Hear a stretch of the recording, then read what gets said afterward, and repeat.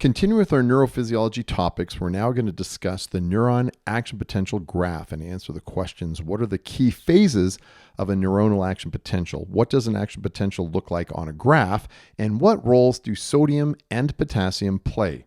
Hello, everyone. My name is Dr. Morton, and I'm the noted anatomist. So here is a neuronal action potential graph. And before we go through all of these phases, let's talk about a voltmeter. And a voltmeter has a microelectrode that measures voltage against a reference electrode. So if we add an axon from some neuron here, the voltmeter measures a voltage at one point, the microelectrode, with respect to another point, the reference electrode. And because they're in the same plane, there's no difference in potential and it measures zero on the voltmeter. But what would happen when we insert the microelectrode on the internal surface of an axon cell membrane, like this? Shing! You see that? One more time. It measures now a difference in potential. The inside is more negative than the outside of the axon, and this is why it registers as more negative on a voltmeter. This is the resting membrane potential, negative 70 millivolts to be specific. When we look at the graph of a neuron action potential, we are now going to take those concepts of the voltmeter and discuss it when at rest, a neuron's at rest, and when it fires an action potential. In this graph, the x-axis is time in milliseconds. The y-axis is in millivolts with zero. You can see the zero and above is positive 40 millivolts and negative 70 millivolts down at rest. So there's zero in the voltmeter and negative 70. So that horizontal yellow line is representing the axon resting membrane potential, RMP, which is negative 70 millivolts. For abbreviation, I'm now going to use VM, V for voltage of the membrane as we go forward. This is created and established by potassium leak channels. So the electrical voltage across the neuronal cell membrane that reflects the balance of ionic charges inside versus outside the cell. That's VM. That's resting membrane potential. Or simply the membrane potential. This is just at rest.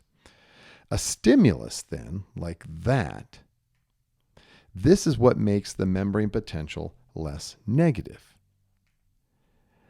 These are failed initiations because the stimulus did not make the change in the membrane potential to the negative 55 millivolt threshold. So a stimulus is any input that would alter the membrane potential by changing ionic movement across the membrane. If we add a stimulus and another stimulus, we have not hit threshold. That's why they're failed. But what happens when we hit this negative 55 millivolt, that's the threshold. That's the membrane potential required for depolarization to occur to fire the action potential. Wham. Look what happens when you hit negative 55 millivolts.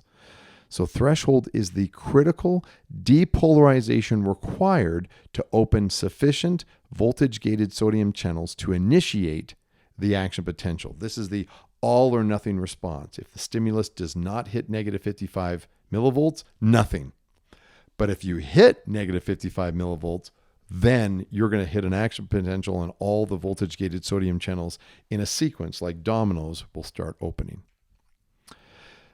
The depolarization phase of a neuron action potential is called the upstroke. This is when the membrane potential becomes less negative. It's because of opening these voltage-gated sodium channels. Voltage-gated because once negative 55 millivolts is reached, the voltage at negative 55 millivolts causes these sodium channels to open.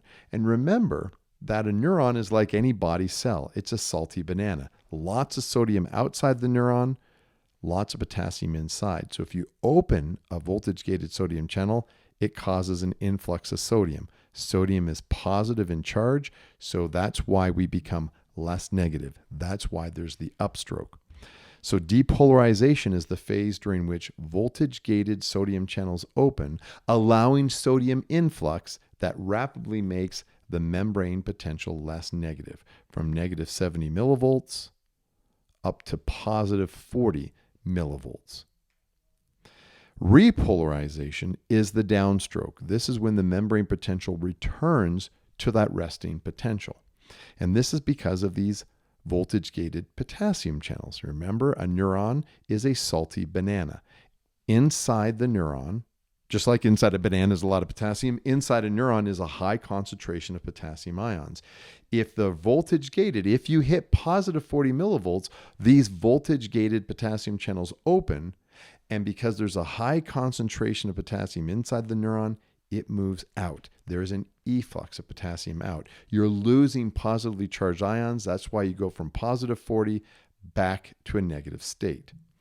Repolarization is the phase during which the voltage-gated potassium channels open, allowing potassium efflux that returns to the resting membrane potential from positive 40 back down to negative 70. But look what happens here. There's actually a hyperpolarization that occurs where the membrane potential becomes even more negative than resting because there's a continued potassium efflux where these voltage-gated potassium channels remain open a little longer, and that makes the membrane potential more negative than resting levels. But then closure of the voltage-gated potassium channels along with the ongoing sodium-potassium pump, that's that sodium-potassium ATPase, primary active transport, that pumps sodium back out of the neuron and potassium back in. This is what returns the membrane from hyperpolarization back to resting levels. And that, my friends, is the graph of a neuron action potential in a nutshell.